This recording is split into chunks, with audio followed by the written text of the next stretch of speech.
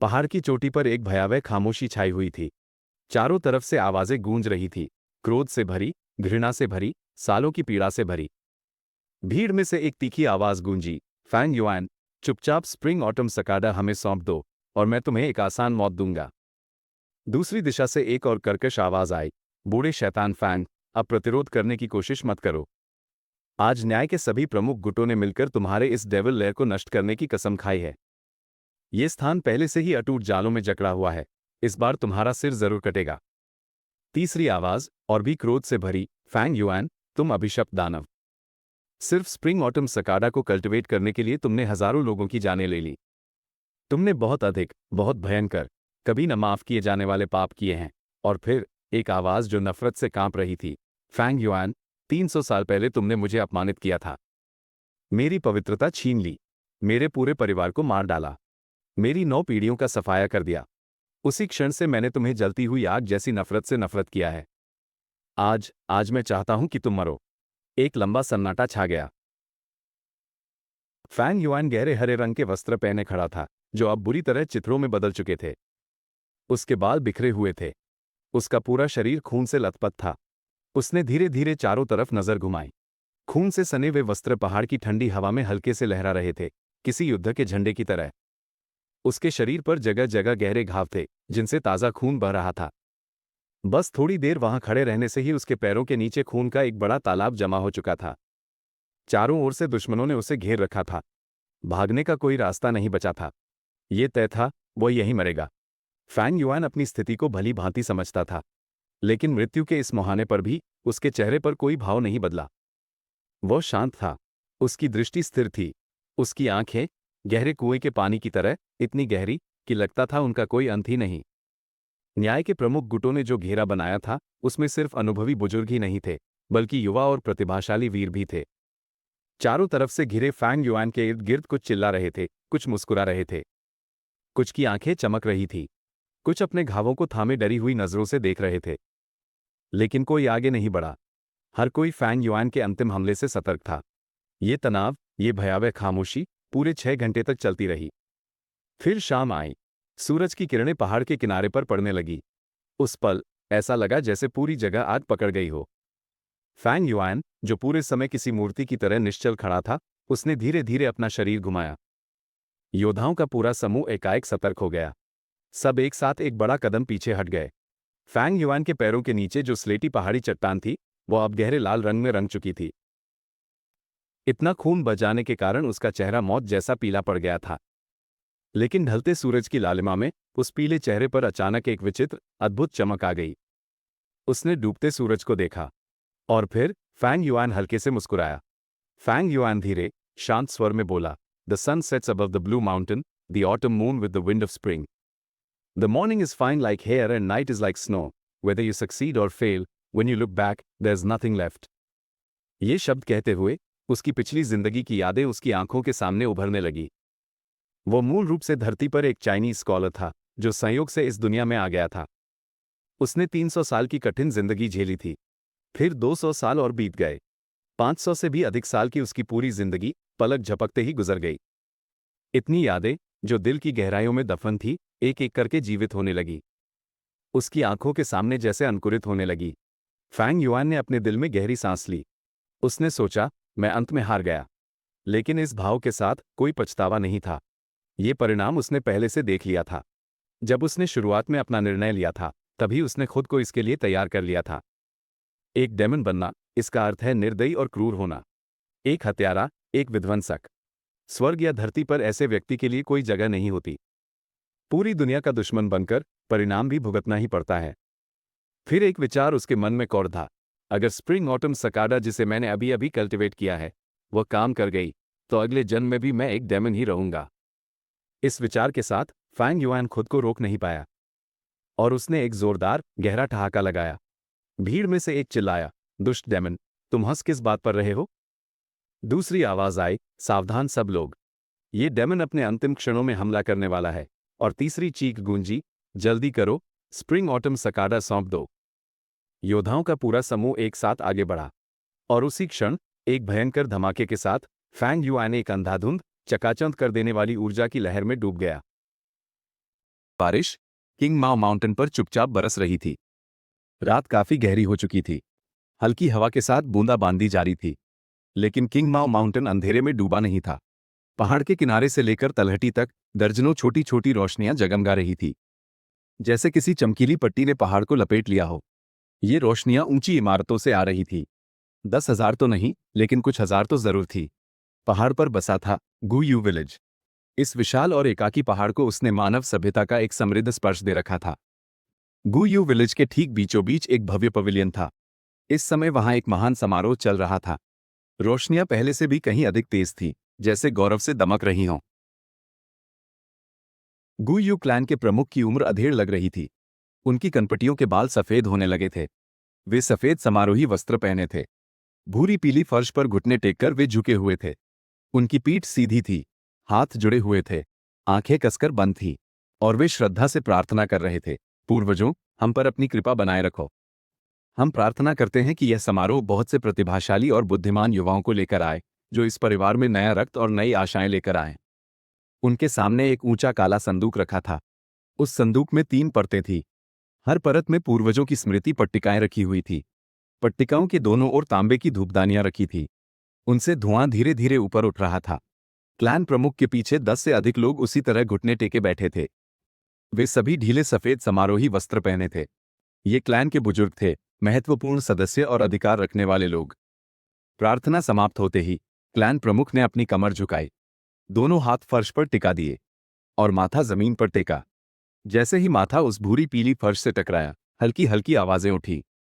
उनके पीछे बुजुर्गों और महत्वपूर्ण क्लैन सदस्यों ने भी गंभीरता और मौन के साथ यही किया। पूरा हॉल उन आवाजों से भर गया, जैसे माथे एक के बाद एक फर्श को छू रहे हों। जब समारोह समाप्त हुआ तो सब लोग धीरे धीरे उठे और चुपचाप उस पवित्र मंदिर से बाहर निकल गए। बाहर गलियारे में पहुंचते ही बुजुर्गों की राहत की सांसें सुनाई पड़ी। माहौल थोड़ा हल्का हो गया। धीरे धीरे बातों का शोर उठने लगा। समय कितनी जल्दी बीत जाता है। पलक झपकते 1 साल गुजर गया। पिछला समारोह तो जैसे कल ही हुआ लगता है, अभी भी आंखों में साफ दिखता है। कल से वार्षिक महासमारोह शुरू होगा। देखते हैं इस साल प्लान में कौन सा नया रक्त आता है। उम्मीद है कि कोई बेहद प्रतिभाशाली युवा सामने आए। गुयू क्लैन में 3 साल से कोई जीनियस नहीं उभरा। बिल्कुल सही। बाई विलेज, जोंग विलेज, इन दोनों में हाल के वर्षों में कुछ प्रतिभाशाली नाम उभरे हैं। खासतौर पर बाई क्लैन का बाई निंगबिंग। उसकी प्राकृतिक प्रतिभा तो सच में भयावह है। किसने बाई निंगबिंग का नाम लिया, ये स्पष्ट नहीं था, लेकिन उस नाम के सुनते ही बुजुर्गों के चेहरों पर चिंता की लकीरें खींच गईं। उस लड़के की प्रतिभा असाधारण थी। सिर्फ 2 साल की ट्रेनिंग में ही वो लेवल 3 गो मास्टर के स्तर तक पहुंच चुका था। युवा पीढ़ी में वो सबसे उत्कृष्ट कहा जा सकता था। यहां तक कि पुरानी पीढ़ी भी उस होनहार युवा से दबाव महसूस करती थी। समय के साथ वो बाई क्लैन का एक मजबूत स्तंभ बनेगा, इसमें किसी को कोई संदेह नहीं था। कम से कम वो एक स्वतंत्र रूप से शक्तिशाली योद्धा तो जरूर बनेगा। ये बात सभी मानते थे। लेकिन इस साल के युवाओं के लिए सब उम्मीद खत्म नहीं हुई। तुम सही कह रहे हो। फैंगजी के परिवार में एक युवा जीनियस सामने आया है। 3 महीने में बोलने लगा, 4 महीने में चलने लगा। 5 साल की उम्र में कविताएं याद कर लेता था। असाधारण बुद्धिमत्ता, विलक्षण प्रतिभा। अफसोस कि उसके माता पिता जल्दी चल बसे। अब उसके चाचा चाची उसे पाल रहे हैं। हाँ, इसमें बचपन से ही समझदारी है और बड़ी महत्वाकांक्षाएं भी। हाल के वर्षों में मैंने उसकी रचनाएं जिंग जिंगजियू, योंग मे और जियांग चेंगजी सुनी है। सच में एक जीनियस है। गुयू क्लैन प्रमुख सबसे अंत में पूर्वजों के मंदिर से बाहर निकले। उन्होंने धीरे धीरे दरवाजा बंद किया और तभी गलियारे में बुजुर्गों के बीच चल रही बातें उनके कानों तक पहुंची। वे तुरंत समझ गए, बुजुर्ग उस युवा के बारे में बात कर रहे हैं जिसका नाम है गुयू फैंगयुआन। क्लैन प्रमुख होने के नाते उन्हें उभरते और प्रतिभाशाली युवाओं पर ध्यान देना स्वाभाविक था। और गुयू फैंगयुआन जूनियरों में सबसे अधिक ध्यान खींचने वाला नाम था। अनुभव ने यह सिद्ध किया है, जिन लोगों के पास बचपन में फोटोग्राफिक मेमोरी होती है या जो किसी वयस्क को टक्कर दे सके, ऐसी असाधारण शारीरिक शक्ति रखते हैं, या जिन्हें जन्म से ही कोई महान प्रतिभा मिली हो, ऐसे सभी लोगों में कल्टिवेशन की असाधारण योग्यता पाई जाती है। गुयू क्लैन के मुखिया के मन में विचारों का तूफान उठ रहा था। उन्होंने मन ही मन सोचा, अगर इस बच्चे में ग्रेड की क्षमता निकली तो सही देखभाल से यह बाइनिंग बिंग को भी चुनौती दे सकता है। और अगर बी ग्रेड भी हुआ तो भविष्य में यह गुयू क्लैन का एक महान स्तंभ बन सकता है। लेकिन इस बच्चे की इतनी प्रारंभिक बुद्धिमत्ता को देखते हुए बी ग्रेड की संभावना कम है, अ ग्रेड की संभावना कहीं अधिक है। इस विचार के साथ गू यू क्लैन के मुखिया के होंठ धीरे धीरे एक मुस्कुराहट में मुड़ गए। तभी उन्होंने एक हल्की खांसी ली और क्लैन के बड़े बुजुर्गों की ओर मुड़कर कहा, रात काफी हो चुकी है। कल की ओपनिंग सेरेमनी के लिए आप सभी को अच्छे से आराम करना चाहिए। अपनी ऊर्जा बचाकर रखें। उनके शब्दों को सुनकर एल्डर्स चौंक उठे। उन्होंने एक दूसरे की आंखों में झांका। उन आंखों में सावधानी की एक हल्की सी चमक थी। क्लैन हेड के शब्द भले लग रहे थे, लेकिन सब जानते थे वे असल में क्या कह रहे हैं। हर साल इन युवा प्रतिभाओं को अपनी फैमिली लाइन में लाने के लिए एल्डर्स आपस में इस कदर लड़ते थे कि कान लाल हो जाते और सिर फूट जाते।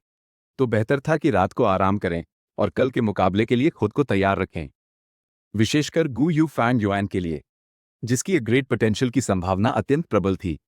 इस बात को भी नजरअंदाज नहीं किया जा सकता था कि उसके माता पिता दोनों ही गुजर चुके थे और वो फैंग जी के वंश का केवल 2 बचे उत्तराधिकारियों में से एक था। अगर कोई उसे अपनी फैमिली लाइन में ले आए, उसे ध्यान से पाले, तराशे, तो वो 100 साल की समृद्धि सुनिश्चित कर सकता था। क्लैन हेड ने एक और बात कही। उनकी आवाज इस बार सख्त थी, लेकिन मैं पहले ही यह स्पष्ट कर देना चाहता हूं, जब आप प्रतिस्पर्धा करें, उचित और निष्पक्ष तरीके से करें। कोई चाल नहीं, कोई षड्यंत्र नहीं। क्लैन की एकता को नुकसान नहीं पहुंचना चाहिए। कृपया इसे ध्यान में रखें, आप सब। एल्डर्स ने झुककर जवाब दिया, हम ऐसा नहीं करेंगे, हम ऐसा नहीं करेंगे। हम इसे ध्यान में रखेंगे। क्लैन हेड ने कहा, तो फिर शुभ रात्रि। अपना ख्याल रखें। क्लैन के बुजुर्ग धीरे धीरे गहरे विचारों में डूबे हुए वहां से चले गए। कुछ ही देर में वह लंबा गलियारा सन्नाटे में डूब गया। बसंत की बारिश से भरी हवा खिड़की से होकर भीतर आई और क्लैन हेड हल्के कदमों से खिड़की की ओर बढ़े। उन्होंने आंखें बंद की और पहाड़ की ताजी, नम हवा में एक गहरी सांस ली। कितनी ताजगी थी उस हवा में। ये गैरेट की तीसरी मंजिल थी। क्लैन हेड ने खिड़की से बाहर झांका। पूरे गू यू विलेज का आधा हिस्सा उनकी नजरों के सामने था। रात काफी हो चुकी थी, फिर भी गांव के अधिकतर घरों में रोशनी जल रही थी। यह असामान्य था। कल ओपनिंग सेरेमनी थी और यह हर किसी के हितों से जुड़ी थी।